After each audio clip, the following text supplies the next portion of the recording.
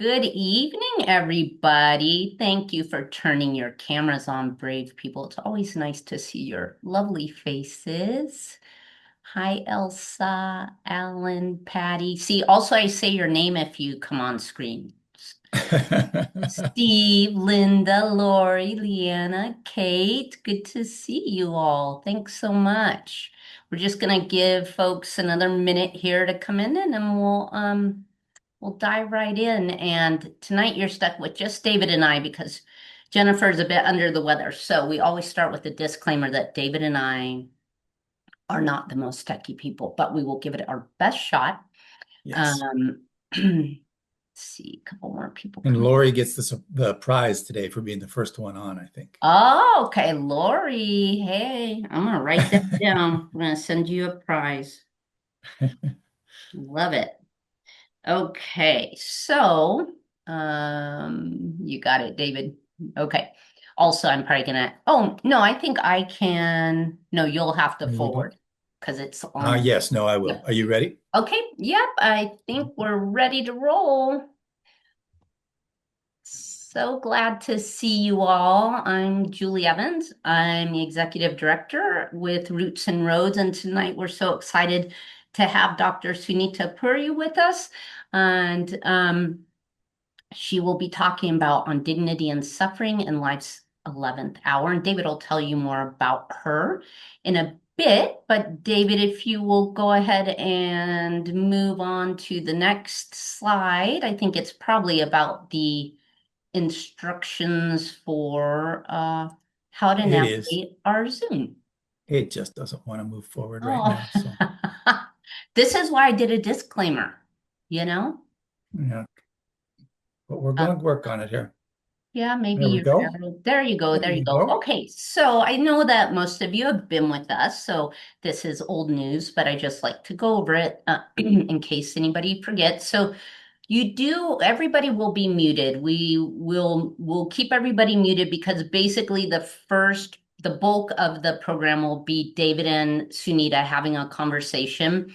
And then we kind of talked about better to just drop questions into, the chat. And so that's the way we'll go tonight. So we won't have, aside from Dr. Puri and David, will be and myself, but then I'm going to stop talking. You won't hear from me anymore.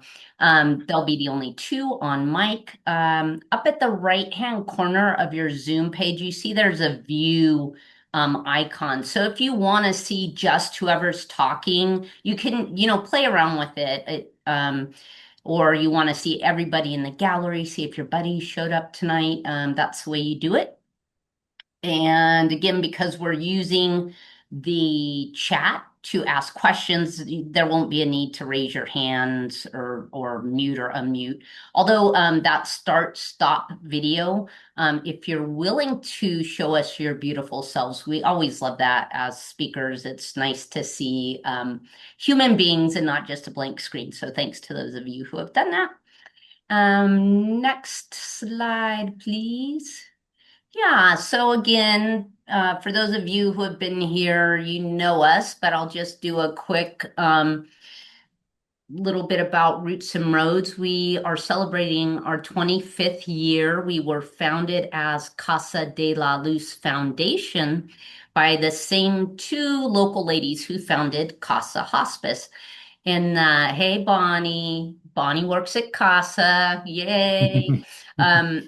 So we continue to do what we've always done from the beginning, which is to provide financial support to low-income hospice patients for basic needs. The two biggest requests we receive in terms of number of requests and amount of money are housing. So imagine, right, someone's being cared for at home, it becomes too much for their family caregivers. They have to go to like an adult care home or an assisted living. And eventually, our long term care system will help with those payments, but it takes about 6 to 8 weeks.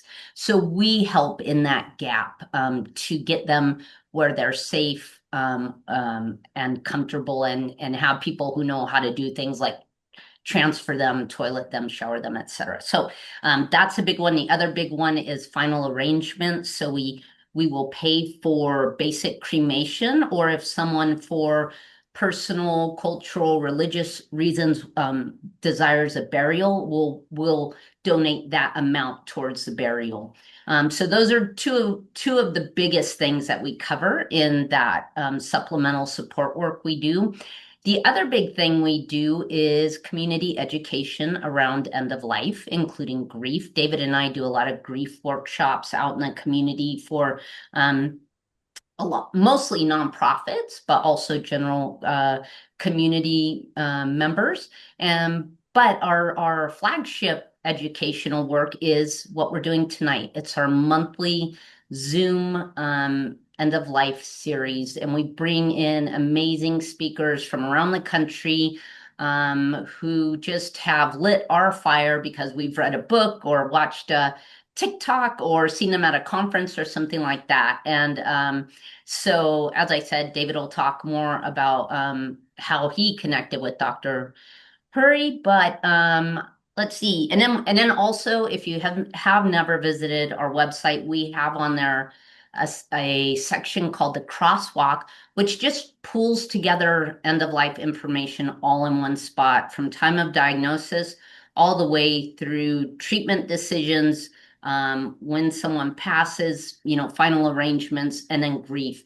And so our hope was just to make it easier for families to not have to be looking all over the place for this information. So I highly encourage you to share that with anyone you know who might be going through the end of life journey. Okay, David, next. And I think this is maybe where I hand it over to you. Yeah. Great. Thanks so much, Julie. We are very grateful to all of you for being here with us tonight and participating in this important conversation. And we are especially grateful to these individuals who specifically made donations to help make it possible to bring this to the community free of charge. And so it's because of your generosity year after year, week after week, month after month, that we've been able to provide this type of education to the community. And so we're very grateful to all of these folks. And also very grateful to our series sponsors. You can see that Sunset Hospice and Hospice of the Valley have been sponsors of this year's series. They're great partners with us as well in other avenues of community education. But tonight we are giving a particular shout out to Casa de la Luz Hospice, who is sponsoring this evening's event. Casa de la Luz, as Julie said, is where we got our start years ago, quarter century ago, and they continue to be a key partner for us, not only with being able to provide the supplemental support to hospice patients, but also they have a huge emphasis on community education throughout the southeastern Arizona. So we're very grateful to Casa de la Luz for this ongoing partnership. And now we're going to focus our attention tonight with Dr. Sunita Puri. Dr. Puri has invited me to refer to her by her first name. So when I do that, as this goes on tonight, that is why. Dr. Sunita Puri is an associate professor of medicine at the University of California, Irvine School of Medicine, where she's the director of the Inpatient Palliative Care Service. She's also the author of That Good Night, Life and Medicine in the 11th Hour. And it's a critically acclaimed literary memoir that it's examining her journey to the practice of palliative medicine and her quest to help patients and families redefine what it means to live and die well in the face of serious illness. I encourage all of you to pick this book up and read it. Sunita shares with vulnerable honesty her struggles as a physician to best care for patients who are facing serious illness and the end of their life. When you go onto the Roots and Roads website and you click on tonight's event, there will be a link there where you can order this book, and I encourage you all to read it. I refer back to it often. I won't rehearse the whole bio that you have in front of you, but I encourage you to read it when you have a moment. Personally, I have turned to Sunita's writings again and again in her book and in journals and magazines. Um, it helps me in my teaching with medical students and residents. She creates a space in healthcare for our humanity, our love and grief, our faith and our fear. And in doing so, she allows us to discover healing even as we face end of life. As Julie said tonight, instead of Sunita offering a formal presentation, she and I will engage in a conversation. And then after a while, we'll open it up to your questions. So please, if a question comes to you during the discussion, go ahead and put it in the chat. And we will lift those up once we get to that time a little bit later on. So I am going to stop sharing the screen right now so we don't have all of that. There we go. And we will begin. But I lost where Sunita is on my screen. Are you Oh, here? you might change your view, There maybe. we are. I see you now. Okay. Yes. I was like, I I was like, oh ran no, I off. stopped. She left. Thank you so Too many much for mean being. faces out there. I think it was, I don't know how many months ago we started having conversations to think about what it would mean for you to come and be with us here tonight. And so we're just so grateful that you've taken this time and that you can enter into this conversation that I think is so important for the rest of us. Well, thank you for having me, and thank you for your, very moving words about what my writing has meant to you. You kind of put things out in the world, and I at least write really as part of my spiritual practice. It's an offering to others. And you never know, though, as an author, what sort of life anything you write is going to have. So for it to meet its purpose, even for one person, is hugely fulfilling. And thank you guys for what you do in your organization. I was very moved to hear that you do things like help pay for cremations. That's really profound. So thank you. I think that later in the conversation, if we have time, it would be great to talk a little bit about you've done important writing on inequities in healthcare and especially at end of life care that we often, as you say, I think and please correct me if I get this wrong, but we often think about how inequities in our society affect how we live, but we often don't think how they affect how we die. Yes. And so we can get to that conversation hopefully a little bit later, but maybe to begin with, could you tell us a little bit, share a little bit about yourself and how you became drawn to medicine and then to palliative care? Yes. So, first of all, I hope that this format is a nice, fun change up for everybody because I am personally tired of PowerPoint. I'm tired. I'm sure no one out there agrees with me, but I am done with it. And I think that part of restoring a sense of humanity and less of like, here I am to give you a lecture to these sorts of convenings is to make it more of a conversation. So I hope that this will be kind of a change up that will be fun. I see someone put 100% science. Someone agrees with me, besides David. So yeah, I grew up the daughter of a physician. So my mother is an anesthesiologist. She and my father both grew up in pretty terrible post-independence poverty in India. And my father is an engineer, and I mention this because the two of them are scientists, but they are deeply spiritual people. And if you ask them about their lives, they will always tell you that anything they have is from God. And so I didn't grow up in this world where spirituality and science were some sort of diametric opposites. If anything, sometimes when I got sick growing up, my mom would not necessarily give me antibiotics, but she would give me things like haldi, which is now more, known as turmeric. And, she would pray. And so there wasn't this like devotion to one set of beliefs or another. There was this idea that both could coexist. So I grew up in that milieu.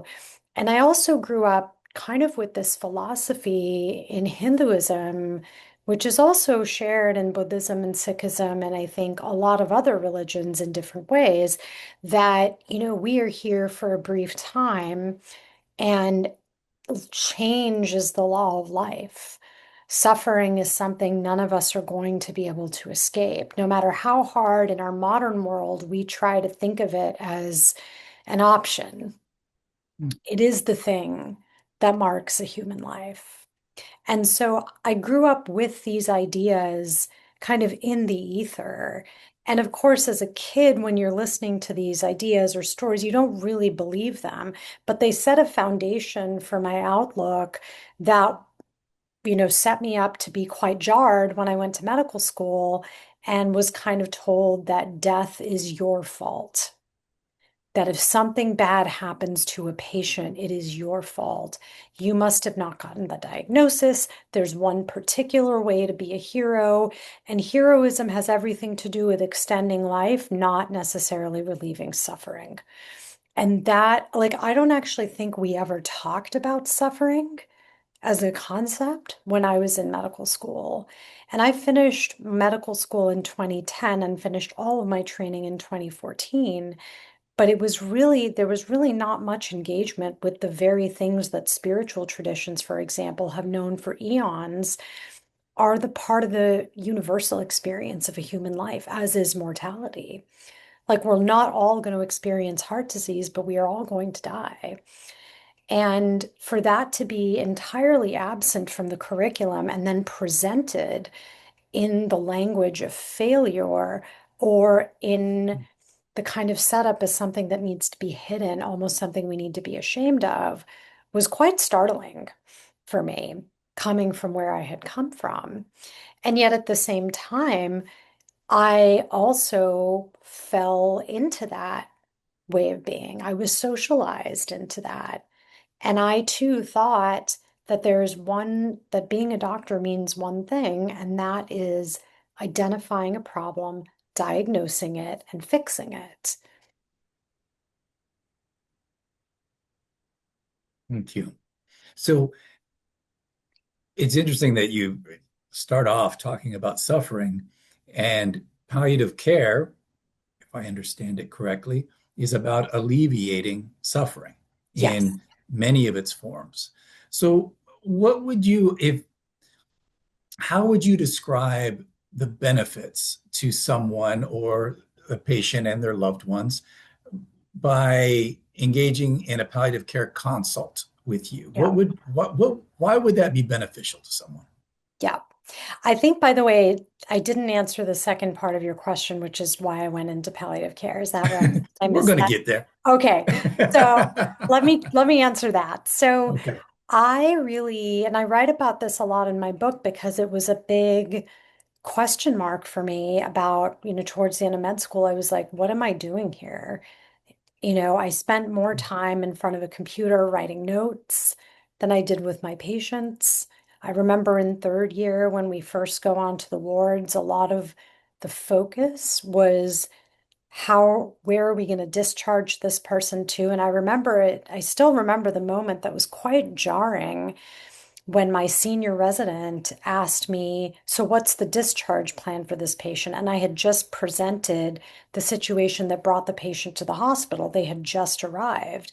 And the resident kind of said to me, from the time of admission, you have to be thinking about discharge. And I understand that now, I think a little more than I did then, but it was very jarring to me to not even know if I was going to be able to get this person feeling better, but to already be thinking one step ahead. So I kind of felt like I wasn't sure what I was going to do. I thought about going into OBGYN. I thought about going into internal medicine, but I was very lost until I did a rotation in palliative care, and it was only 2 weeks. And I only did it by chance. I had a 2 week block to fill, and I was on Google Chat with a friend of mine named Sean, who told me you should really do the palliative care rotation. And I was like, don't really know what that is, but okay. And I'm so glad. I mean, you look back on moments in your life and, had that not happened, I don't know what I would have done. But I watched how my attending talked to people, and I watched other attendings kind of say things I'd never heard an attending say before, like to put you through CPR would be unethical. And I'm not going to do that. I was like, wow, we can say that to people. I mean, you don't march in the room, say that, and leave, of course. But I was just riveted by what it meant to care for people in a way I had never seen modeled, what it meant for people to kind of be told openly, yes, you're dying. And for that not to be, I didn't hear that as aggressive, whereas it was transgressive in a way. And I wanted to be a part of that. And then when I went to residency, the times that were most harrowing and interesting for me were in the ICU, where, I wanted to follow my mom into the ICUs of the hospital, which she did when she wasn't in the ORs as an anesthesiologist. But the things that were super interesting to me in the ICU were the conversations about why are we doing certain things? What are we trying to achieve? What did it feel like to consign someone to a long death rather than a good life? Because I was just doing things because I could, not because I should. And I'll tell my residents this now, a ventilator is a technology. It's independent. It doesn't know why you're using it, but you know why you're using it. And if somebody got in a car accident and will be on a vent for a little while because there's a recuperable injury, that's very different than someone dying from end stage cancer that you put on a ventilator where there are two irreversible things happening, the cancer and whatever massive injury has taken place. So it was those sorts of things that got me really excited. It was kind of the melding of who is this human occupying this life? And what am I doing to their body to either help them inch towards re-inhabiting that life, or who I'm taking further and further away from any chance of that life happening again? And I think, well, let me stop there because I know your next question was about why should someone have a palliative care consult? And I think that, people hear that term and it's very frightening, not necessarily but because they associate it with hospice, but because they have no idea what this term is.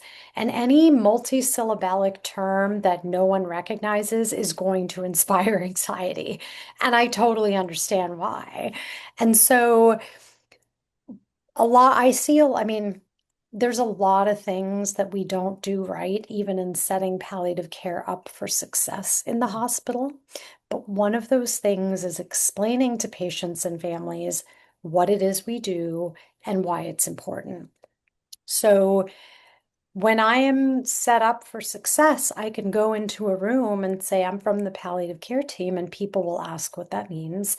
And usually I say, I'm here to help you with, I'm here to help you kind of improve your quality of life, to give you the best days possible, both by treating whatever types of discomfort you're experiencing, but also to talk to you about what's most important to you so I can help you make the best decisions for your life. And most people are not going to kick you out of the room if you speak to them in kitchen table language, are disarmingly casual about it, and have a sense of rootedness in your own importance to their care. I think what happens a lot of times with the residents and even other attendings is that people might hear the term palliative care and they get nervous, then the teams get nervous, and the teams don't know how to explain it, then the patient and the family get nervous, and it becomes this loop that no one can break out of. So I think in the very simplest terms, palliative care is simply about living a good life and helping you to live a good life no matter what comes around the corner. And that is true whether you're sick or not, because none of us know what's coming around the corner. It's just that when people are facing a really serious illness, the chance that something very frightening is coming around the corner is a little higher than what it might be known to the rest of us. Yeah.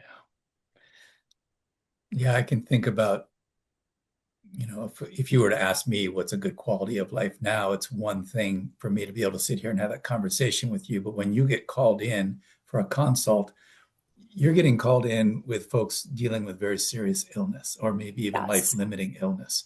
And so it's the anxiety and the different levels of suffering that you're walking into can be profound. Yeah. And you've written about treating suffering in how it doesn't always mean curing a disease. You write, being willing to see and be with suffering is an essential part of treating it. Yeah.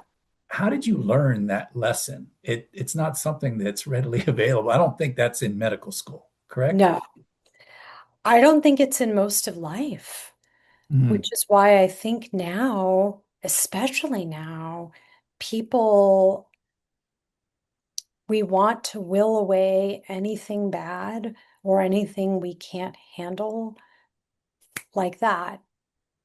We want to turn away from it, even though Mhm. we're now immersed more than ever with social media and horrible images on the news and a relentless onslaught of updates and images of people being shot. I mean, it's really something. So, amidst all the suffering that we're bombarded by now more than ever, every which way, people still want to turn away from it, which I think is really interesting.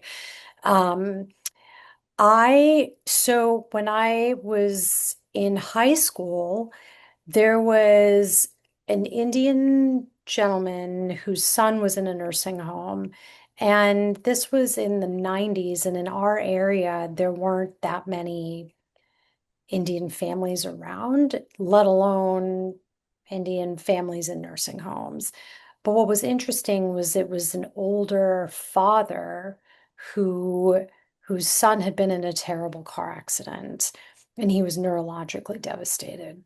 So he was in a vegetative state and his family had left him. So his parents came from India to just take care of him. And my father happened to meet him because we used to go to the nursing home to like give Christmas presents, and I used to like play piano there. And I just remember my father going and sitting with this man whose son was likely never going to wake up, but he was with his son all the time, and he would call our home and speak to me in Hindi, and I never knew what to say to him.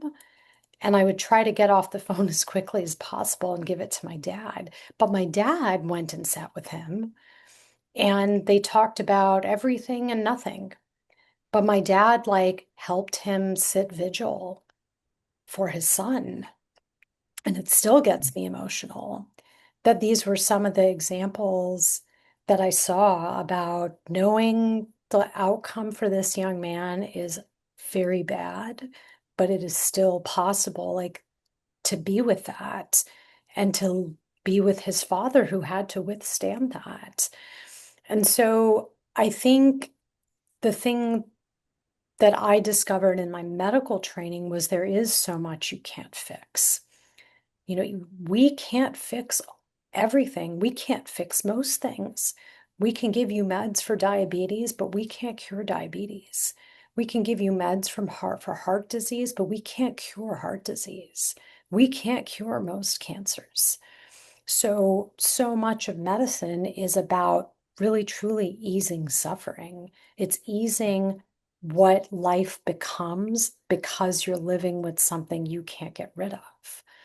And so, how do you learn to live alongside the suffering you will take to your grave?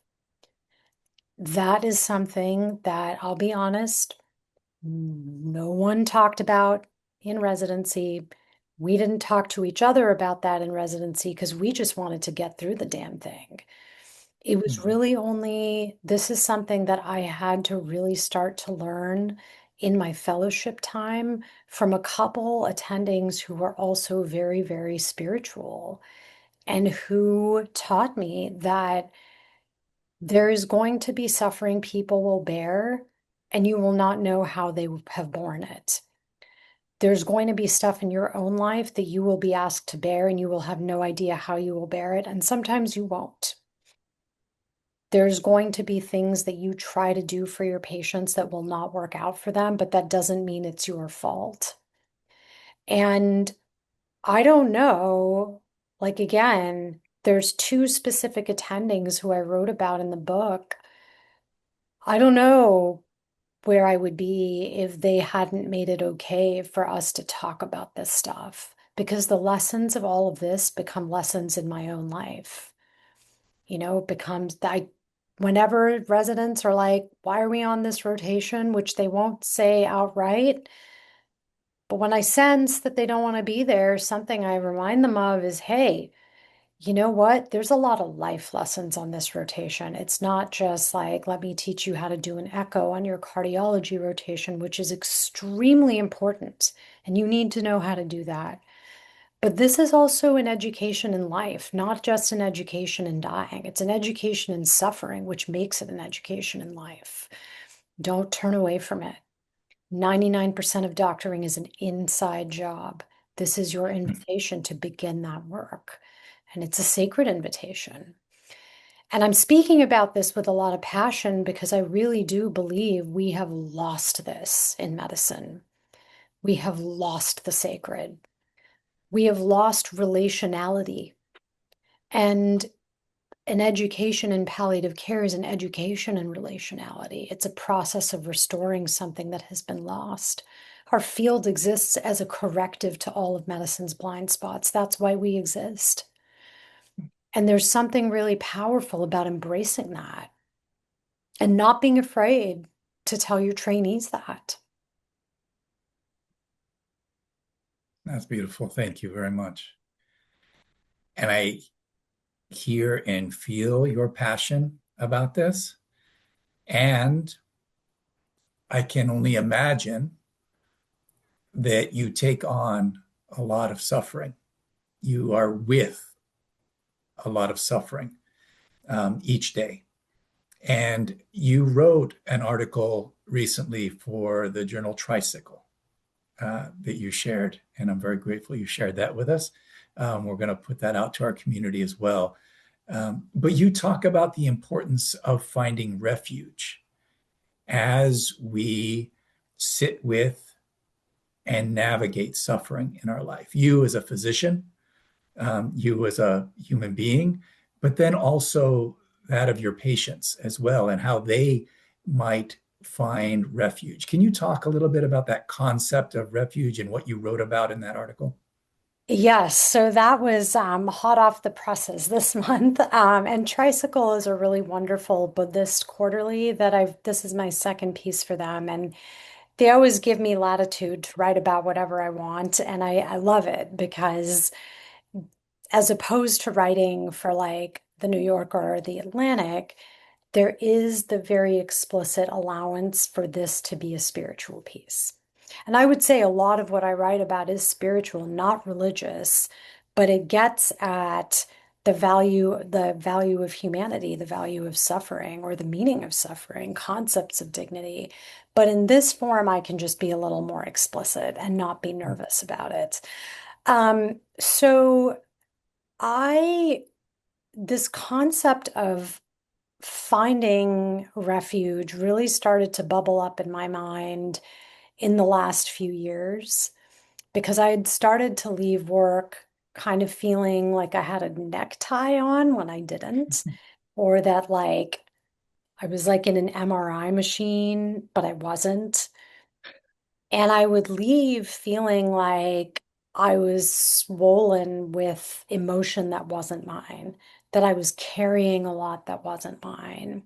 And I think for those who are empaths and perhaps those who have suffered a lot in their life and can recognize it in other people, I think we kind of subconsciously think it's also our job to carry it for other people.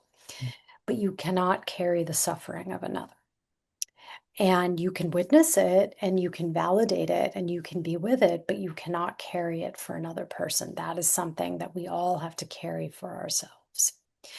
And I think because I did not yet know that, and that's a lesson I have to continue to learn of what is mine and what is someone else's, and it's not an easy thing to identify. Mhm. I started to just feel like the walls were closing in on me. And in the hospital, I write in the piece a sentence: a hospital is a place of necessary constraint, right? There is a hierarchy for a reason.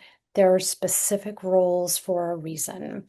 It's kind of like the way the body is. There's a lining of the gut because if stuff got out of there that you didn't want to get into other spaces, that would be a disaster. So there has to be form and hierarchy and borders in a hospital. But I think I had lived my life according to form and set expectations and strict expectations for so long that I think I was just exhausted. And I started to spend more time outside, which sounds like the biggest cliche in the world. And I think one of the posts promoting it was kind of like, I found refuge in nature, which isn't exactly like, I think that simplifies the piece a little bit. Um, because it was only coming out into nature that let me kind of be in a place that wasn't constrained. I think that was the thing about nature for me, is there was no constraint there. And the more time I spent outside, and it didn't matter if it was the hospital courtyard or whether it was like on a mountain, it was just, I was not in a bounded place. And so I didn't have to feel bounded up in my own emotions or my own rehashing and replaying of things that were happening. But what I ultimately kind of talk about in the piece is that refuge is not a place, it's a practice. And I had to find a way for me to find the refuge that was inside the hospital too, because it was in me. And if I couldn't be outside and I was stuck in the hospital, and I write about that in the piece when a totally inappropriate oncologist started screaming at me, saying, who was I to answer a young wife's questions about hospice when her husband was dying? It was horrible. And I ran into the women's bathroom to escape him. And I was sitting there in the women's bathroom, terrified, knowing I couldn't go outside into the courtyard to take a break, to get out of this truly thing. Like, I felt truly trapped, but I had to find a way for it to be an expansiveness to be within me. But that was the thing I needed to draw on when I was stuck in a bathroom afraid of a screaming oncologist. And lest anybody wonder, this stuff does happen. Palliative care is not for people without a will of steel. We are battling sometimes the very entrenched ideas of what it means to doctor and what other specialties believe our place is. We're told to stay in our place. Mm. And I think after that, I'd had enough, but I had no power. So I had to be in that bathroom and find a way to save myself when I couldn't go outside. Mm. And we all have to do that in one way or another. I think about that image of being trapped. And then I think of the number of uh, people I have sat with bedside whose worlds have become very small because they can no longer get out of bed Yeah. with serious illness or end of life treatment. How do you help your patients think through what it would mean to find refuge in that type of setting? Yeah.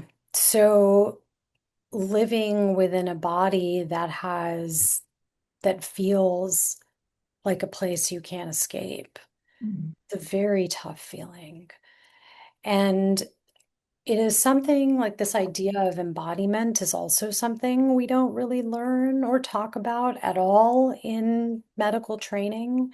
We study the body, but we don't know how to help people tell us what it's like to live in theirs, which is something that my next writing project is a lot about, because I think this is tough territory.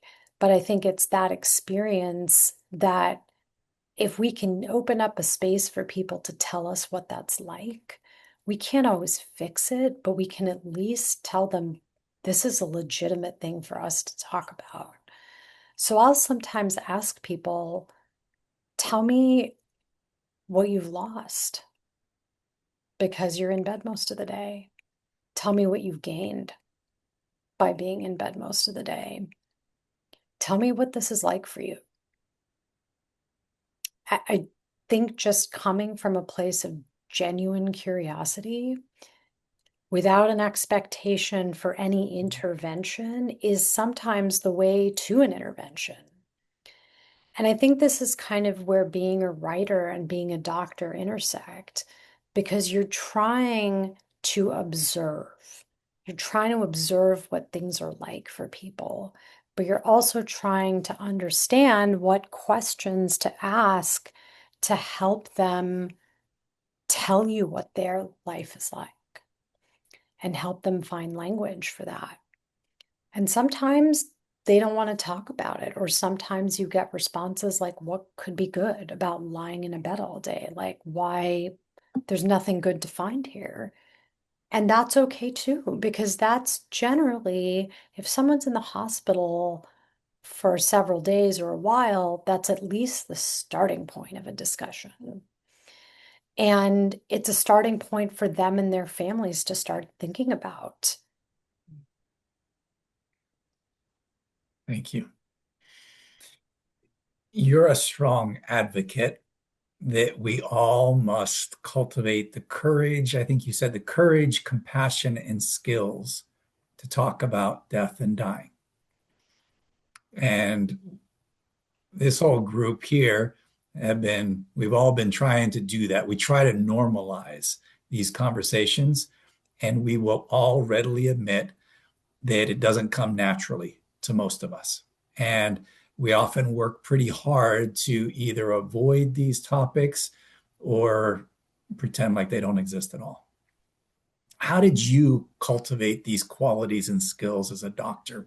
Because you are someone who puts a lot of emphasis on language, on the words you choose. You do that very carefully. How did you cultivate those skills? I think one, I wanted to be good at it. And I think it's almost like someone who knows that they want to compete in the Olympics or whatever it is. I think it's just a wanting to be good at it because you see the benefit, you see what's been missing, you see the consequences when people aren't good at it, sometimes through no fault of their own, because, you know, especially around like asking about CPR, I would just mimic what my senior residents or attendings kind of did. And I look back at it now, I'm like, how could I have said those things and how could they have said those things? But no one trained us otherwise.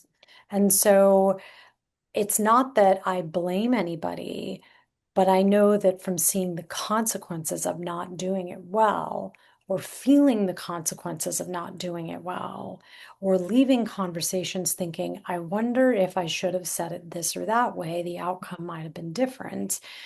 It's that drive that I think really made me want to be good at this.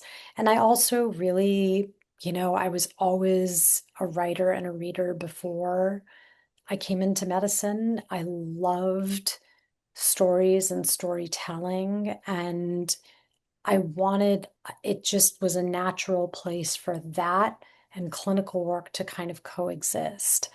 So I'm not perfect at it, but it is something I strive to be the best I can at, because it really, at least what I have seen, when you can, not just through your words, but through your tone of voice, through your body language, through asking questions that might take somebody by surprise because it shows you've been listening to them, or you're listening for everything that isn't being said in addition to what's being said, you can really kind of leave a lasting impact. And, a lot of times in the hospital, I meet people towards the very, very end. So I know my relationship with them is going to be short.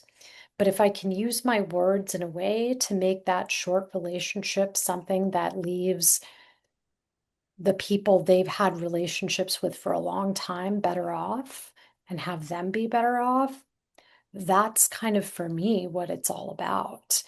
But it's very tough. And there are times where no matter what you do, you're not going to make headway. And I think that's the other side of it, is knowing when you need to stop a conversation. Not just how to start it or how to navigate it, but when to say, it seems like we might have reached a point where we need to take a break. And I had two of those sorts of family meetings last week that were very difficult, some of the more difficult ones I've had recently. And it is a humbling skill to try to master. You never really master it. That's why they call it medical practice, not medical mastery, because it's an ongoing practice, no matter what my CT surgery colleagues might think. So I poke fun at Mike. I have to poke fun at them. Because you have to do all this also with a lot of a sense of humor. There's just no other way, at least for me, to do this. Otherwise, it's way too depressing and people take themselves way too seriously. But I think that is the other piece of it, that this is something that you are constantly learning. For example, I would say probably within the last year, I've started to open every family meeting, regardless of what's going on, by saying, before I begin, I first want to say, I am so sorry for how you and your loved ones have been suffering. I see how much you have been suffering. And that, again, just kind of, I don't know where it came from, but one day I just kind of opened a meeting like that and continued to do that over it. Evolution does it explain to you, including the very woo woo, the energy in the room. But this is part of, I think, what it means to grow into this, to want to be good at it, to want to read the room better, to want to know when you need to sometimes cut someone off to get things back to what matters most, which is the person who is suffering. Yeah. It means Yeah. breaking rules that we're taught in medicine, like do whatever the patient wants, which is a really, you know, big perversion of the whole concept of autonomy. Yeah. It's not what autonomy is. It's not just saying, would you like me to do A, B, and C, and then doing it. It's not what it is at all. That's not why those fights raged in the courts in the 1970s for patients to have rights. Um, it isn't kind of going in there and saying and skirting things like, if someone asks you, what would you do if this was your parent? And just avoiding the question as if you don't have a parent or somebody else whose care you've been very conflicted by or invested in. I think these moments that we miss are ones that the stakes couldn't be higher and the opportunity for richness couldn't be bigger. Thank you. Very often, I imagine you are entering into these conversations with patients and their loved ones, and the person has a life-limiting condition. How do you allow people to hold on to hope and at the same time prepare for the outcome that's most likely? Yep. Do you have an experience with a patient where you feel like you held that balance well, or maybe one where you feel like I really messed that balance up? I don't know. So I had a patient very recently who was a really lovely man in his late 40s who had metastatic pancreatic cancer. And I'm seeing this a lot in people in their 20s, 30s, and 40s. Like, I've sent people home on hospice who are my age, and it's very sobering. I didn't really see this amount of this when I was in my training, which I finished 11 years ago. But this guy was somebody who was very high up in his field of work, very well respected, and had like some sort of series of videos he produced for some followers about his cancer journey. And he was really at the end stages of his disease, and his oncologist was offering a therapy that anyone who looked at him for 5 minutes would know would not be in his best interest because he was so weak and so sick.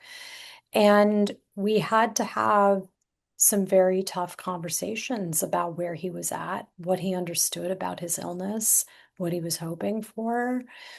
And, a part of my role that can be very, very tricky is finding a way to tell people what may have not been made clear by the doctors who have known them for a long time.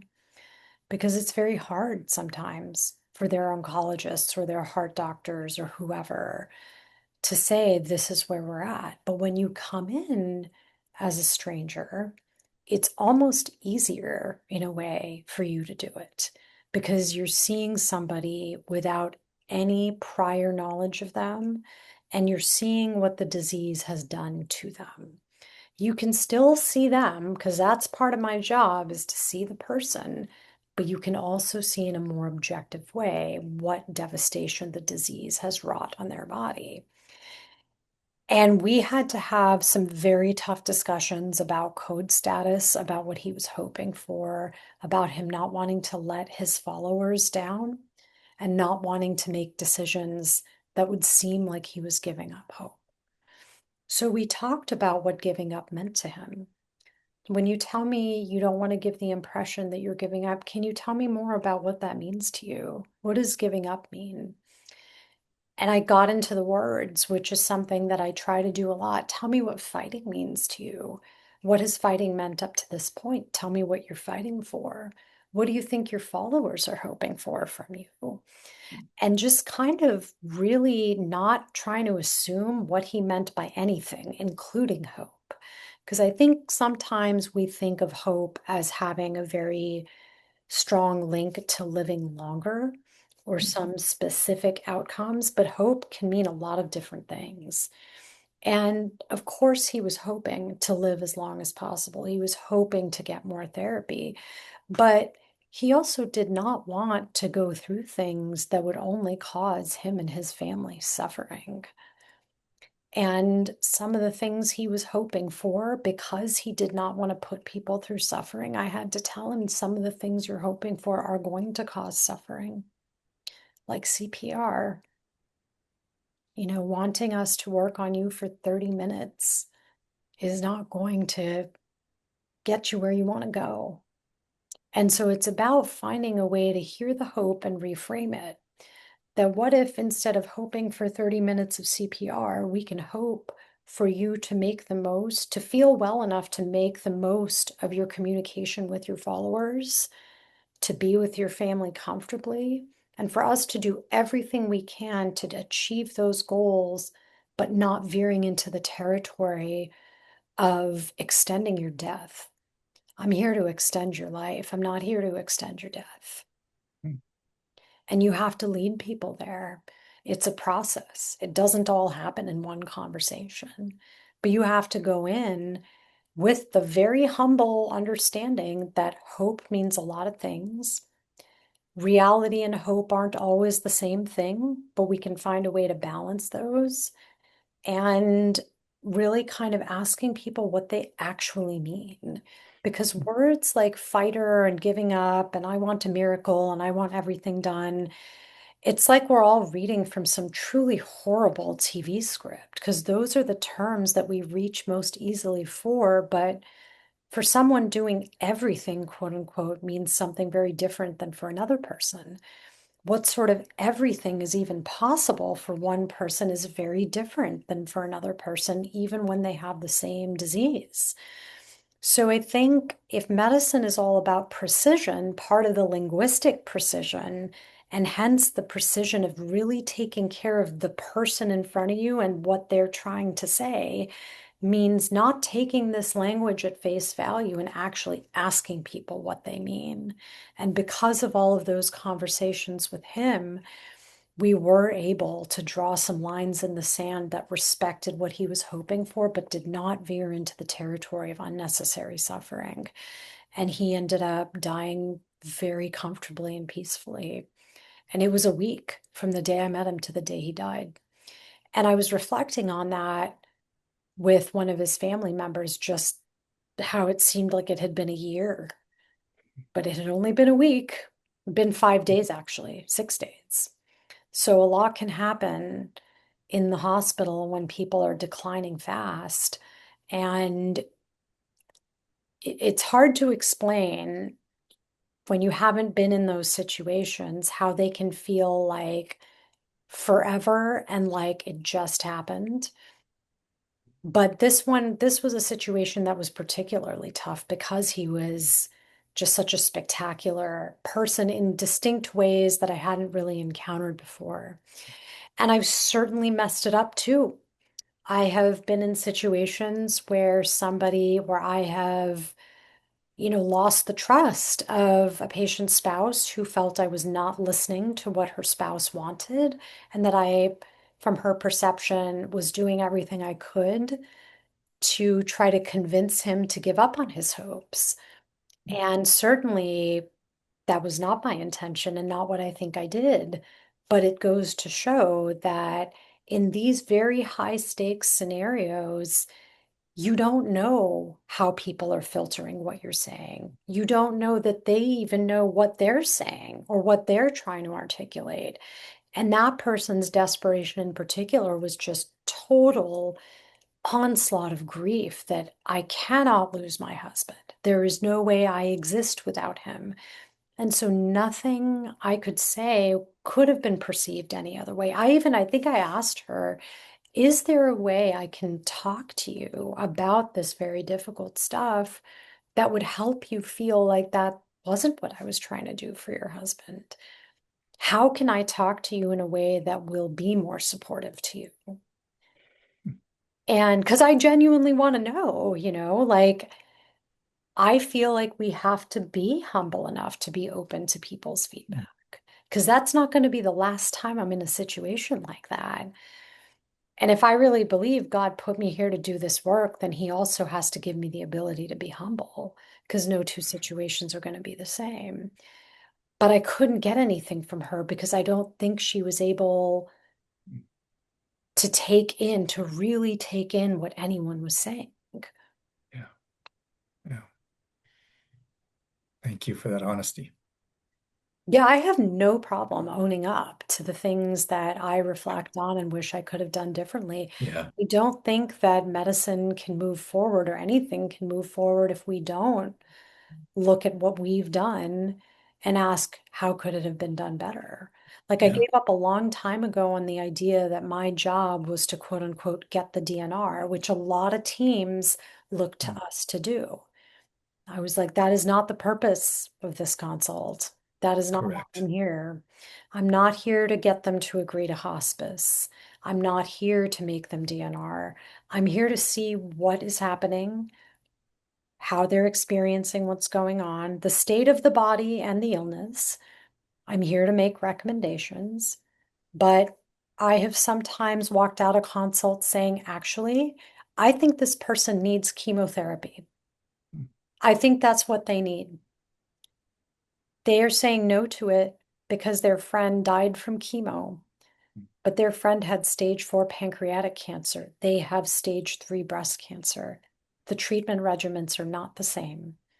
I don't know that they're making this decision from a place of true and conformed consent. Mhm. Sometimes that's what happens in a consult. And that is also because my duty is to make sure the decisions they're making are informed and based on what they really want for themselves.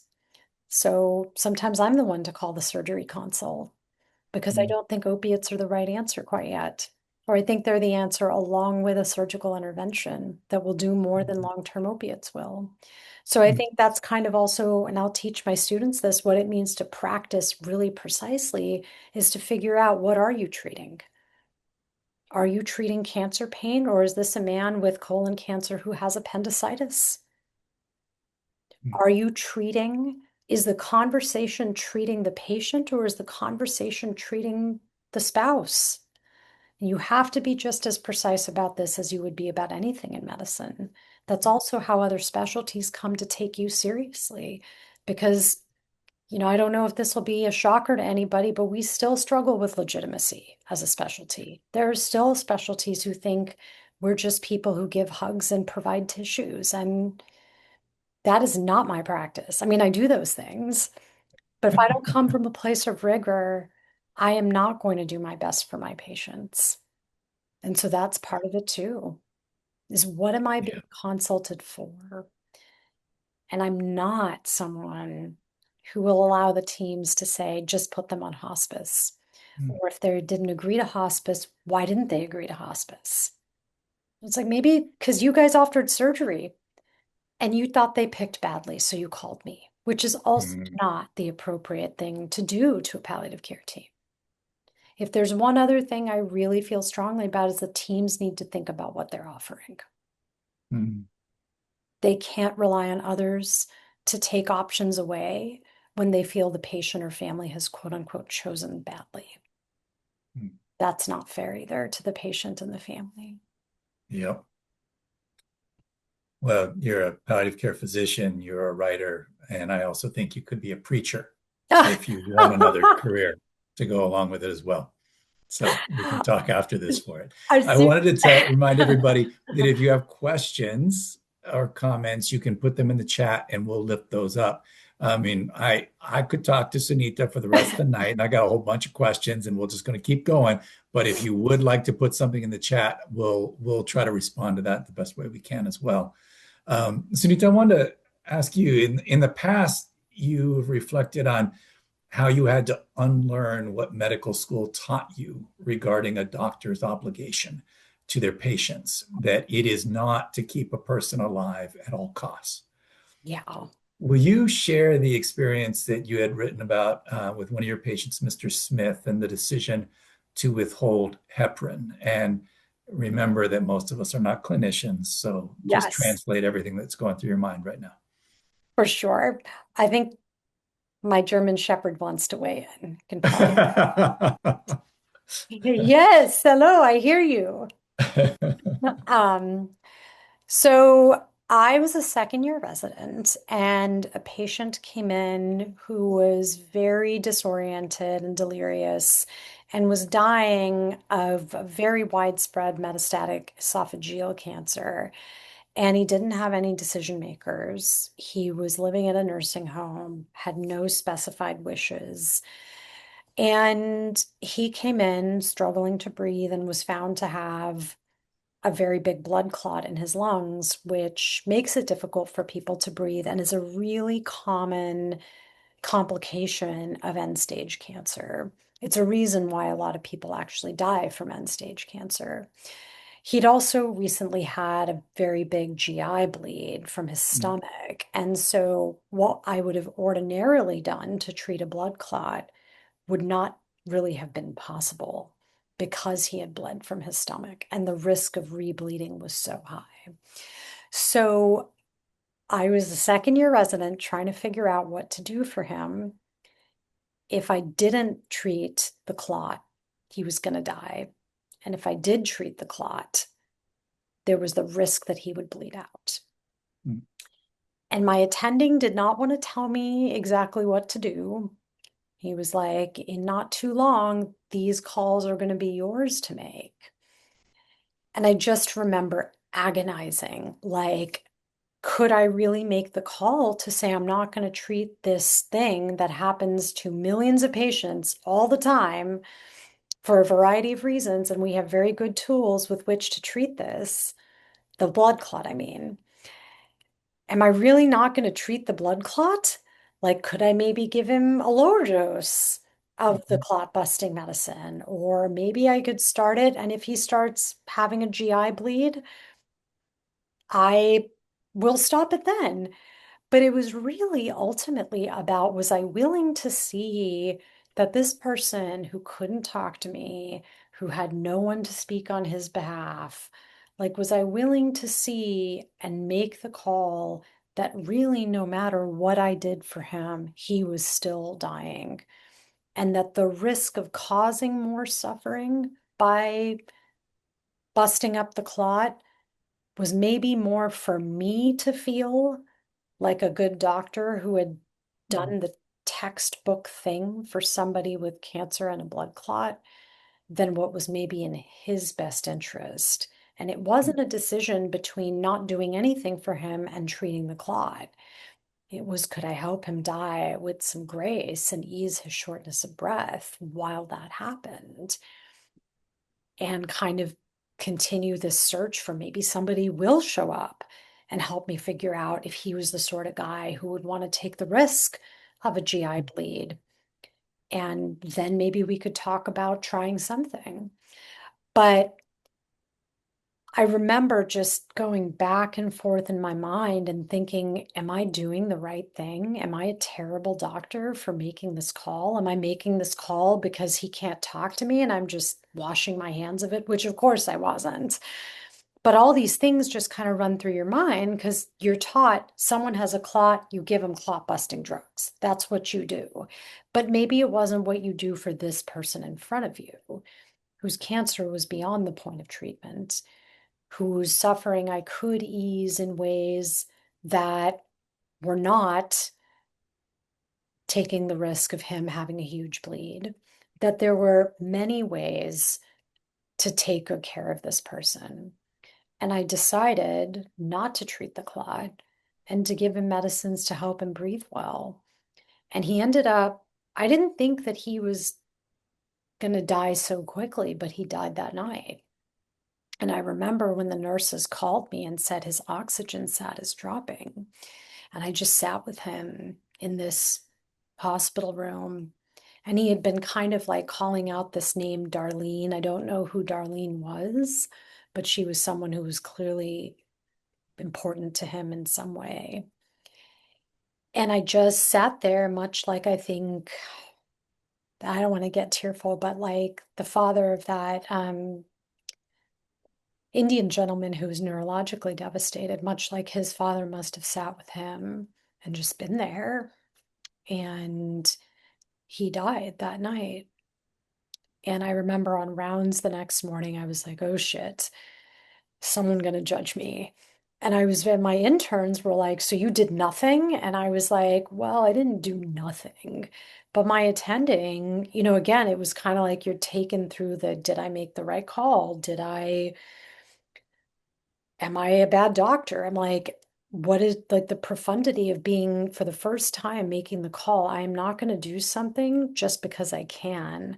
There's another way to help him die with grace because the fact that he had a big blood clot and couldn't get out of bed, and that's part of why he got the big blood clot, meant that his cancer was at a point where he was going to die soon, no matter what. And I could at least be a part of not rolling the dice of another bleed for him. Thank you. Kate asked in the chat, what do you wish people would put in their living will that we don't know enough about medical practice to even think of?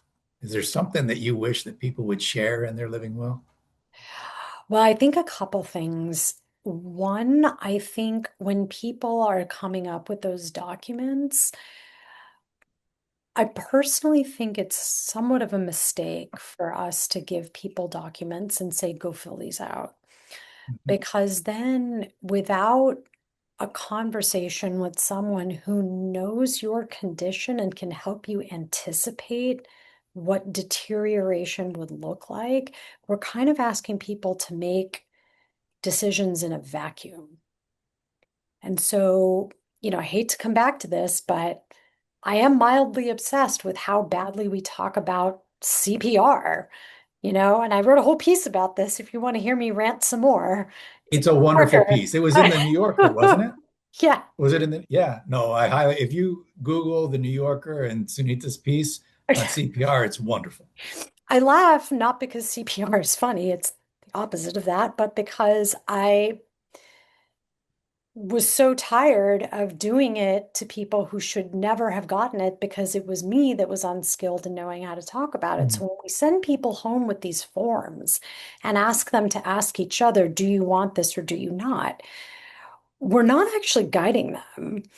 And so when you're filling out a living will or an advance directive, I think you want to ground it in a context and ask your physician, I'm filling this out. Given what's going on for me right now, like, what do you think I should be thinking about? How should I be thinking about these decisions? I'm healthy now, but if something were to change, what are the sorts of things you would advise me to think about if I'm considering saying I want a trial of life support or not? So I think that's one thing, that don't make decisions in a vacuum, make them in a context, and make sure you understand your medical context when you're trying to make these decisions. Secondly, if you if there are people in your life who you do not want to be making decisions for you, please write that down in an advance directive or living will. I always tell people, write who you want, but write who you don't want and revise that often. Because I've been in more than a few situations where, there's an ex-spouse who shows up, or there's a child who shows up who is trying to influence decision making, and everybody else is telling me that child was horrible to our father, don't listen to them. But unless that's written down, if it's written down, I can point to it and say, hey, I have to honor this. So that's another thing to think about. I also think you want to be honest with your loved ones. Try to make decisions that they're not going to have to guess at. And try to remember that these conversations leading to these documents are acts of love. Like when I make certain decisions, I'm making them so no one has to guess and live with the regret of whether or not they guessed right.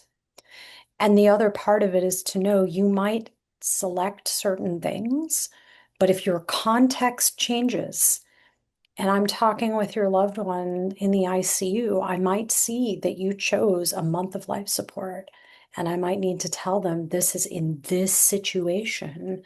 This is why this decision is not necessarily something we can honor, because his body is showing us its limit now. And to be open to that too, that we always want shared decision making, but the honesty, at least in my practice, I take that very seriously. It would be easier to follow a document, but the art of medicine is putting the wishes in a context, and context is going to change. That's why you want to update those documents too. Let's say you're in a harrowing health situation and you say, listen, if I get to the end, I don't want to go through X, Y, and Z. And let's say you pull out of it. You can revise your wishes. And I encourage people to revise their wishes if their context changes. But for me, context is everything. I think it's also the writer part of me. I can't help you believe in a character unless I give you their context. But those are my tips. Thank you. Uh, Someone expressed that they're very grateful for your honesty and clarity. This person's an inpatient unit hospice volunteer. I let patients teach me the language that they speak. The hardest moments are when I find silence is the best response. Are you Yeah. familiar with this silent space, and how do you sit with it, setting aside what is right or wrong, but best? I think that silence is so sacred. It was the sound before the universe was created, was silence. And if we can sit with people in silence, I think it is some of the most powerful way you can honor struggles beyond language, right? That sometimes there really are no words. It's like that line I know this is going to seem like a really random reference, but in Forrest Gump, where Jenny is like throwing the rocks at the house where she grew up in, and she just collapses and started crying. And Forrest says sometimes there just aren't enough rocks. And I think there's times where there just are no words. And instead of making it awkward, I think just being there and saying, sometimes I'll say something like, I honor this silence. I'll stay with you through the silence. I think that's the perfect place to end. Sunita has a pressing matter that she needs to get to, so she's going to need to leave about in just a minute. But we want to thank you so much. This has been a tremendous blessing for us all to have you reflect in this way. Thank you guys all for being here. There's a lot of people here. How many people? I need to put my glasses on. And a lot of I people don't know. here. So And the truth is we had more registered and it's recorded, so people will watch it later when they can't make it tonight. So, but thank you for your honesty and all the ways that you bless us with your writing, with your practice, and with time like this. thank you so much. Blessings to everybody. Be well. All right, everybody else, you got to stick around for a couple more minutes with me. Now, Julie had to step away, so we're just going to all pray that David can figure this out. And so far, so good, I think, unless it just disappeared. Oh, let's see. Well, we're going to stop this again and try one more time.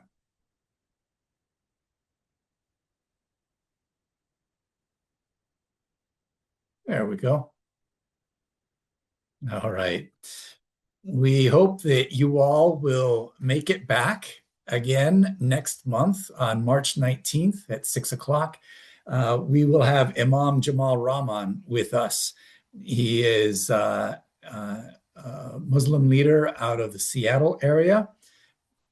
And he will be with us to talk about the life lessons from an Islamic perspective on grief and loss. So we hope that you all can join us next month.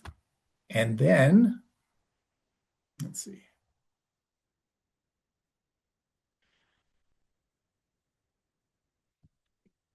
On April 16th, Anita Hanig, who is an anthropologist, I don't know if you all have read her book.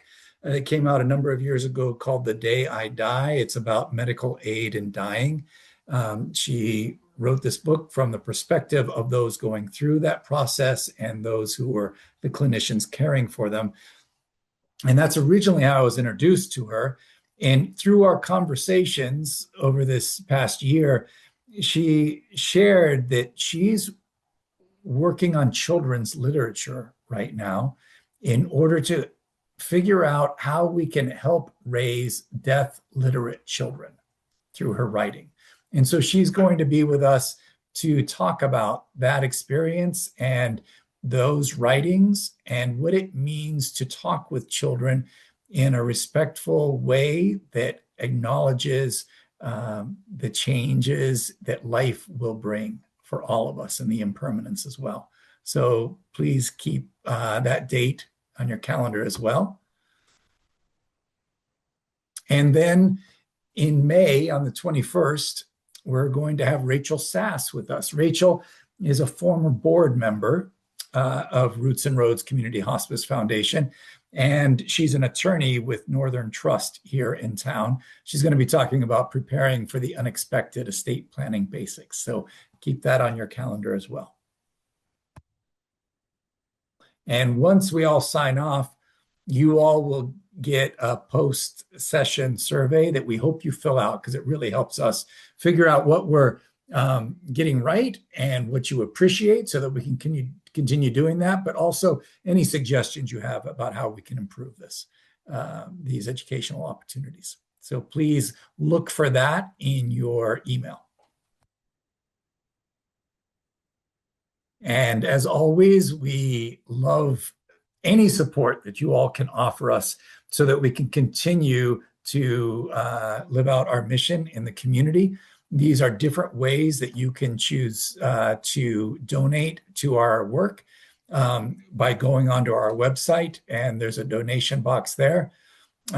Also, Shop Raise is a way that you can leverage your normal shopping, and then we can benefit as well as Walmart does this as well. So their Spark Good program. We do take car donations, and we're happy to do that. If you have an old beater, or if you have a new Maserati and you want to donate that to us as well, we'll take that. And just the Fry's community rewards, if you shop at Fry's, is another way that we can benefit just as you're doing your normal weekly shopping. And as always, it's not that far before we have tax season coming around. We are a qualified charitable organization that qualifies for Arizona's charitable tax credit. There's the QCO number down below. It's a wonderful way that you can support us that makes a huge difference for those who we serve. And it's a dollar for dollar award that you get as well through the Arizona state taxes. So please consider all of those in your support. And thank you for joining us tonight. We really appreciate you taking part in this conversation. And we look forward to see you next month with Imam Jamal Rahman.